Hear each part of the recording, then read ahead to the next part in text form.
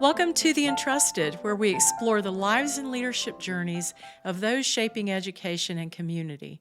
I'm your host, and today's episode, A Leader for Every Season, features Lori Goldstein, a woman whose leadership spans classrooms, boardrooms, and ballot boxes.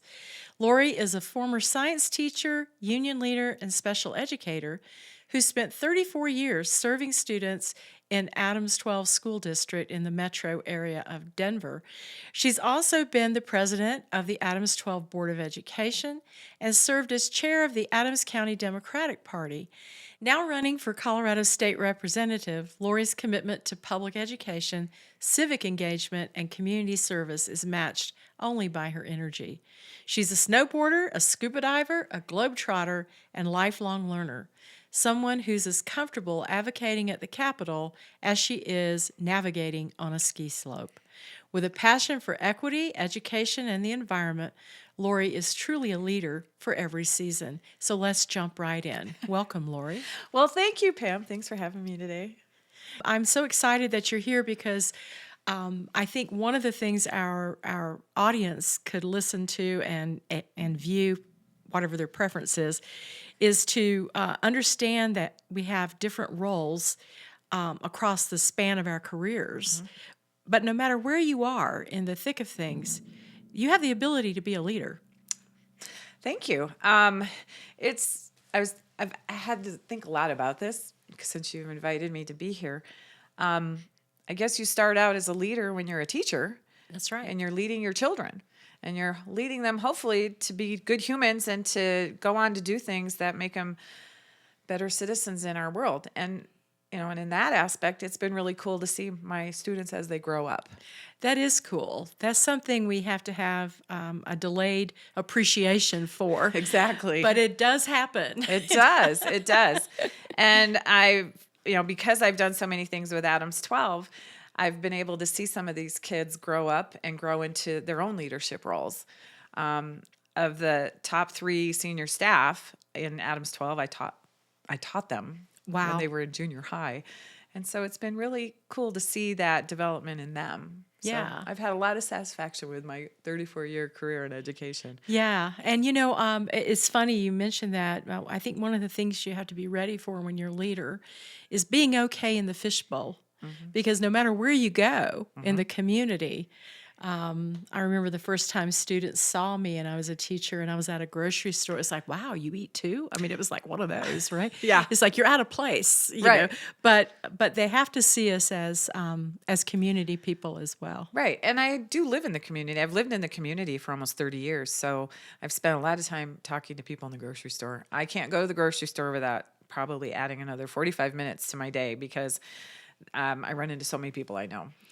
It's so funny. I think I didn't mention this in the introduction, but my first introduction to you was you were the HOA president in the neighborhood we lived in at one point in time. We both lived in at the same time. And then later, you were a teacher where our oldest daughter taught for the first time. That's right. Isn't that funny, all the connections? Lindsay and I taught together, and that was when she was very young. Yeah. She was a brand new baby teacher. And it was kind of nice because we also had a house sitter in the mix. Right. She could come house sit for us with our dogs when we went on vacation. And it's great to see that she too has moved on in her career in a lot of different leadership positions. And that's evolution of our careers is great. Right. Watching all these people over the years grow. Yeah. Well, I think if we wouldn't be educators if we didn't believe people could grow and develop. Right. And second chances too. Sometimes as a teacher, you see a student make not a good choice, or even as a parent, watch that. And I think it's about what they learn from that, don't you? I mean, right. And and when they're young, it's okay to help them fail. They need to know how to fail. I mean, I see that with my own children too. I have a kid in high school, and you have to allow them to fail because when you're not there anymore, if they don't know how to fail, then it's even harder. Right. I think sometimes we learn our greatest lessons when things haven't gone our way. Right.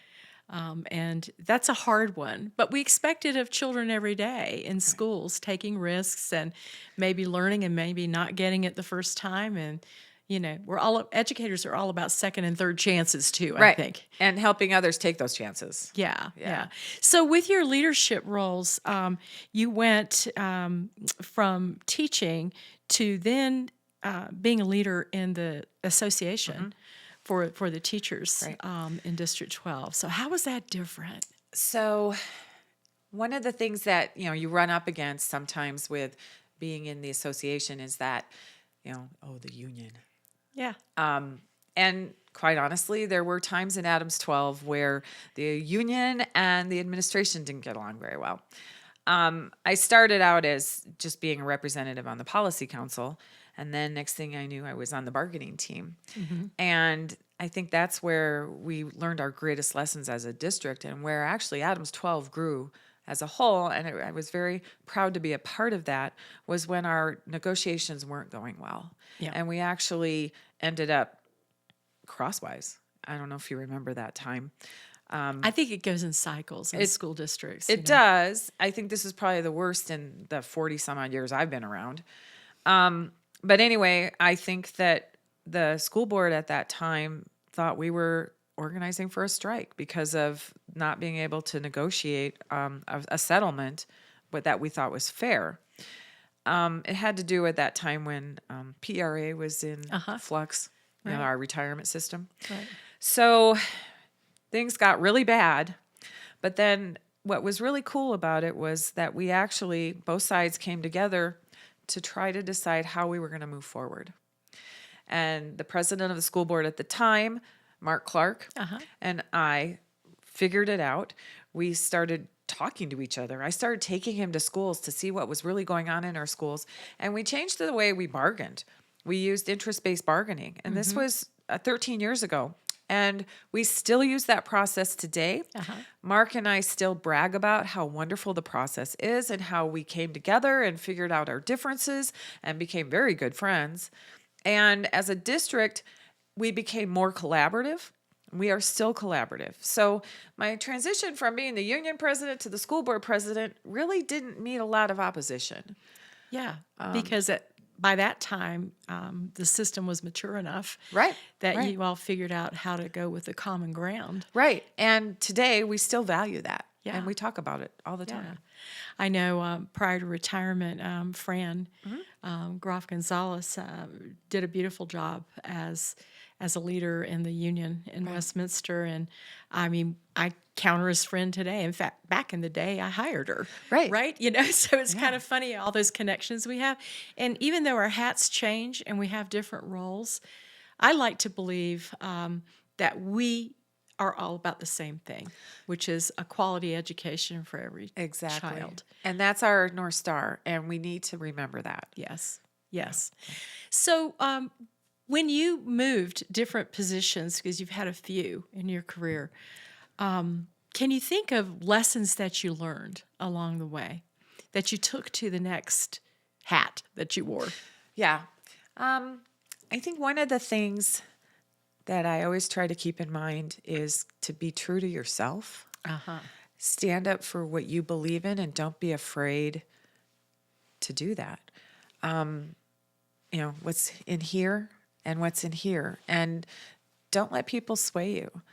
I see that all the time. Here I am on the board of the Colorado Association of School Boards, and then I'm going to be on the board of the Colorado Education Association, which I have been in the past. And for the most part, we get along. Yeah. And we're all, because our North Star is kids. And there are times where you have the potential for facing some contentiousness.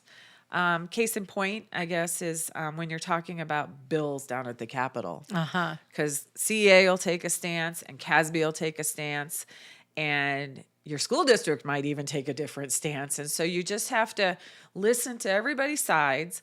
That's another key point, is listen. And figure out, well, what are they saying and why are they saying it? And then you have to decide, well, this is what I feel and this is how I'm going to act on. After you've taken in all the information from all the sides. Yeah, that's easier said than done. I think, I used to tell a lot of our team, say what you want want to say and you need to say, but how you say it. Yep. That's an art, right? It is. Yeah. So can you talk about that a little bit? Because as a board member, as a board president in the school district, I think the higher up you go, the more gently you have to reach down. You know? Well, and I think the way I do it is say as little as you have to say. Don't belabor the point. Just tell it the way you feel it. Put it out Put there. it out there and leave it. And then if somebody has questions, they'll ask. Yeah. Yeah. Yeah. And sometimes I've found that, when we would have a community member or a parent come for public comment, the team got used to this, because a school board meeting, for leaders who may be listening and don't know this, it's not a meeting with the public, it's a meeting in the public. Right. And so how you treat people who are coming forward to either complain about something and it's important to them, or to comment about something. I always had team members ready when they would leave to walk out with them, Right. so that we made sure we had a follow-up. Right. So I think for anyone thinking about moving to a position either as a beyond teacher, whether it's a coach or a principal or anything else, make sure you close the loop Right. with people. And we do that in Adams 12 too. Yeah. If it's something that is legitimately important, like a curriculum or the way a kid's being treated in a school or whatever, Right. our district's really good about following up. But we do get the noise. Oh, yeah. We do get people in public comment that are going to complain about something that, it might be a policy that the board doesn't decide on, because we have board policy and we have superintendent policy, or it could be just something extremely political. And Yeah. we have had a lot of that. I think the whole country has. Yeah. And so how you respond to that is what's important. And honestly, the way I respond to it is I give them their 3 minutes and then we move on to the next person, because I don't need any sound bites out there in the world about something that Out of context. Totally out of context. Because that happens all the time. it does. Right? So I just don't say anything. Yeah, yeah. So sometimes less is more. Is that the lesson? Yep. Yep. Less is more. Now you're running for the House of Representatives in Colorado. And I know that you were chair of the Adams County Democratic Party for a while. What lessons do you think you'll take from that role to the state capitol? What I've learned is that the people of my party are all over the place. They have their own little spectrum of politicalness. And I feel that my values politically are kind of in the middle of the Democratic Party. I'm not way to the left. You're more centrist. I'm more centrist. And Yeah. I see the strife out there. I mean, let's face it, our political world right now is really in turmoil. I watch, and at the end of the session, I've seen a lot of, well, one day the whole party's for this, and the next day that our party's totally in a different place. Like a pendulum swing? Definitely. So what I've learned is that I'm definitely going to read the bills, Yeah. Yes. and I'm going to do my homework, and I'm going to let stakeholders talk to me. Yeah. When I've been the stakeholder and I've been in the lobby and I've seen all the other stakeholders, the lobbyists in there, and they're all cramming to talk to the legislatures. And I've watched the legislatures too. And the legislatures that are the most effective take the time to listen to those stakeholders. And if they don't agree with them, they tell them, here's why. And then the other thing too is that if you notice, That's important. it is. When legislation goes through, it gets chewed up and mixed up. Oh, I know. And Compromise. and Yeah. amendments. And so you just have to weigh in on them. You have to make sure that you hear all the opinions and then you make your decision. Yeah, it's not getting everything that you wanted a lot of times, but getting something we can all live with, I Without guess. unintended consequences. Well, that's the truth, isn't it? So I think we've all seen that in education where, the spirit and intent of a law that's passed, it goes to implementation, maybe across the street, at a Department of Education. Right. And then all of a sudden you're like, whoa, I don't think this was what was intended at all. And so you have to back up and and do that. But I know you'll be great up there though, because thanks. you've been well rounded, in terms of all of your experience here. Thanks. What does your family think about all this? Oh, they're all for it. It's great. Well, so officially I'm retired. But you're on the school board. they laugh at and that. you've got a high schooler. How Yeah. does that feel? Well, I do have a very flexible schedule. So, taking him to and from school when he needs it, or taking him to his little job that he has at the rec center, we can figure that part out. My daughters, I know, really, really appreciate it. Because they're great leaders themselves. And I'm really proud of who they are and how they've grown, and the support that I've given them, they give me right back. My husband, I think he thinks that I'll keep me out of trouble. My son, it's kind of funny because he's not necessarily engaged in the political world. He's only 15. Yeah. But I have noticed little subtle changes. He does seem to take more of an interest in the news. And he'll say, "Mom, did you hear about this?" And I was like, "Yeah, I did. How did you hear about it?" So he's paying attention. Yeah. Yeah. And well, he can't help but pay attention because he probably hears it at the dinner table too when you're I when you're home know, at but dinner. his favorite subject is football, and it's Well, of course it I is. have a hard time dialing into that sometimes. Well, and I think lately with the whole NFL draft and Shedeur Sanders and that whole thing that went down, I'm sure there was a lot of talk at a lot of dinner tables. There about- was. So I know all about that because of him. Right. That's right. Well, a couple. Let me switch gears here for a second. If you could think of a lesson or a word of wisdom from, let's just take the role of teacher leader. For anyone listening who's aspiring to be a leader at any level of the organization or any role in the organization, or somebody who's in a leadership role but maybe looking at that next step, what words of wisdom would you have for the audience about what did you take away from the teacher leader? One of the opportunities I had as the union leader was to do trainings. And the one training that I learned the most about that I was actually teaching was what kind of a leader are you? And you can be the kind of leader that just puts their thumb down and says, "This is my way." You can be that leader if you want to. Or you can be a leader that says, "This is what I'd like to do. How can we do this together?" And so empowering others as a leader, empowering others to take on leadership. You know how they say that the sum is greater than the parts? That's what true leadership is. The gestalt. Yes, is being able to have everybody be a part of the direction that you're going. That's one thing I would tell future leaders.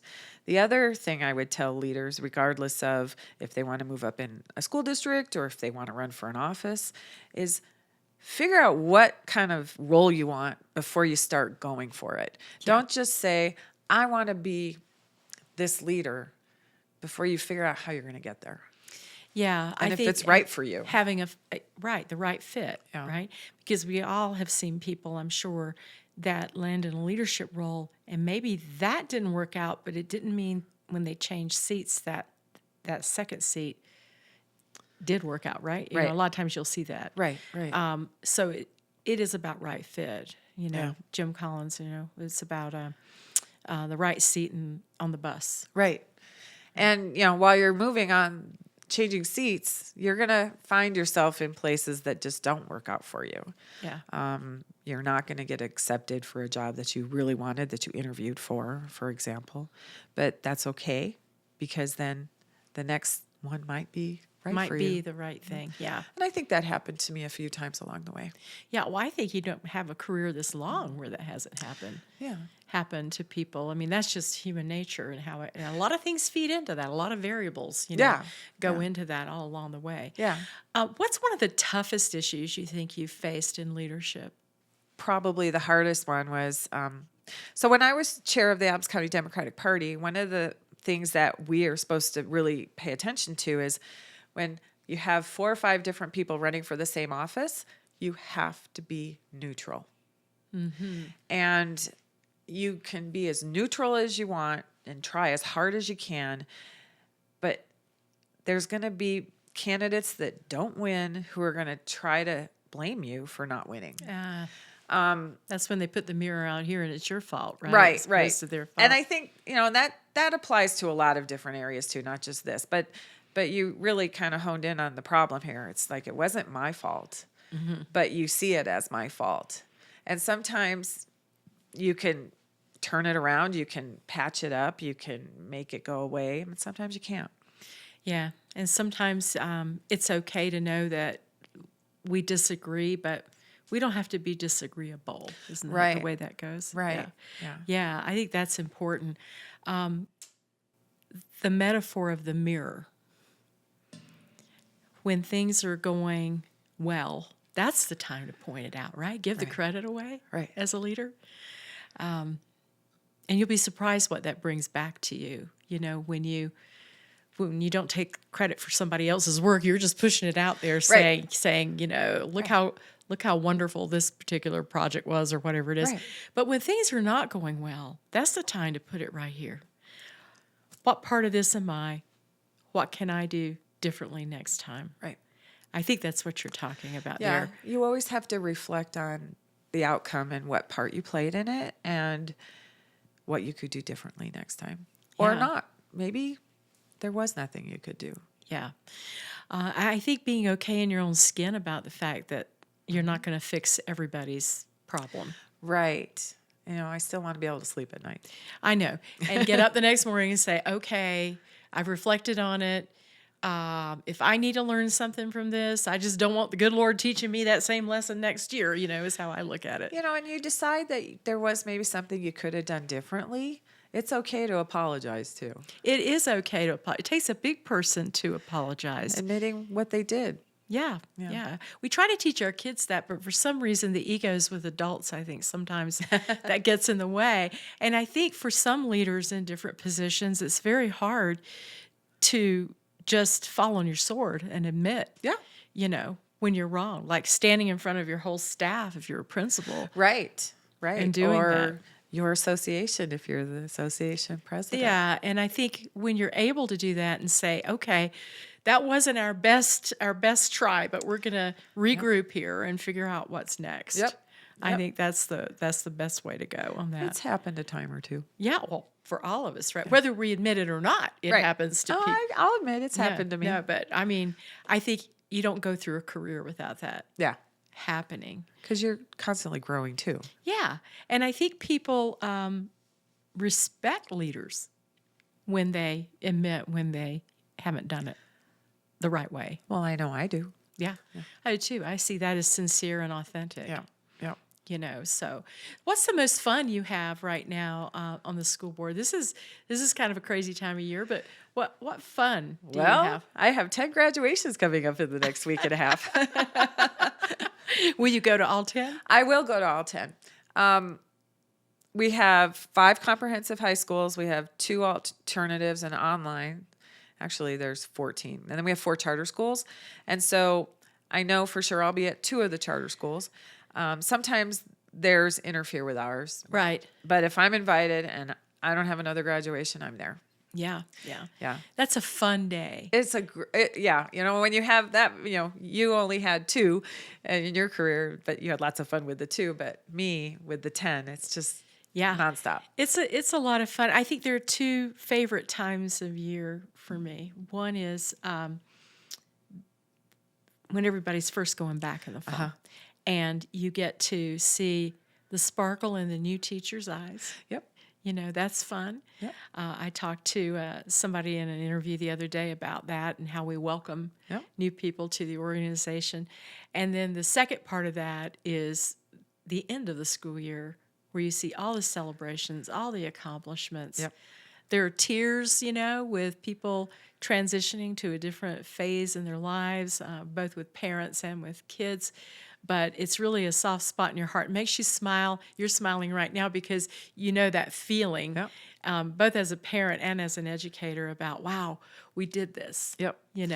One of my favorite things I did when I was an 8th grade teacher, as they matriculated up to high school, we would collect pictures of the kids from their 3 years in a middle school, and we put them together in a slideshow to music. Uh-huh. And we'd play it for those 8th graders on their last day. And we put a lot of love into those slideshows. That's meaningful. That really is meaningful. I still have them.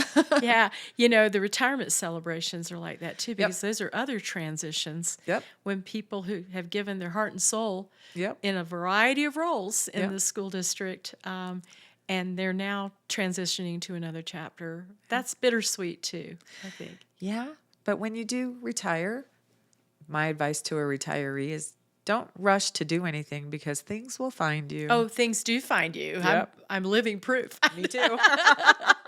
On how that goes. But I think once an educator and once a learner and a teacher, that never goes away. Nope, it doesn't. We're always looking for another way to serve others and give back. So as we wrap this up, Lori, what advice would you give to people who are listening or viewing this episode about different seasons of their career, whether they're a beginning teacher, whether they're in the middle of a career or toward the end of a career? What advice would you give that you've learned? The advice I would give somebody as they move through their career is don't always, to be cliche, don't throw the baby out with the bathwater. Take what you've learned at one phase and use it in the next. Yeah. And carry those tools with you and add more of them along the way. And it'll just make you a stronger leader as you go. Yeah. Yeah. And I think the more you can be collaborative, because you brought that up a few times as a leader, that goes a long way too. Right. Yeah. I mean, I look back on my young self, and I never would have thought I would have done all these things in my life back when I was 21, 22 years old. Right? Yeah. Right. And do you have any advice to your younger self at this point about all of your lessons and your hats that you've worn? It's going to be a great ride. It's going to be a great ride. That's right. Yeah. Well, I appreciate you being with us thank you, today. Pam. And I also want to thank the audience of The Entrusted, because we're all issued a certain number of heartbeats, and you chose to spend some of those with us today. And I really appreciate it. And I'll leave you with the way I always wrapped up every team meeting. Rock on with your bad selves, because what you're doing is good work.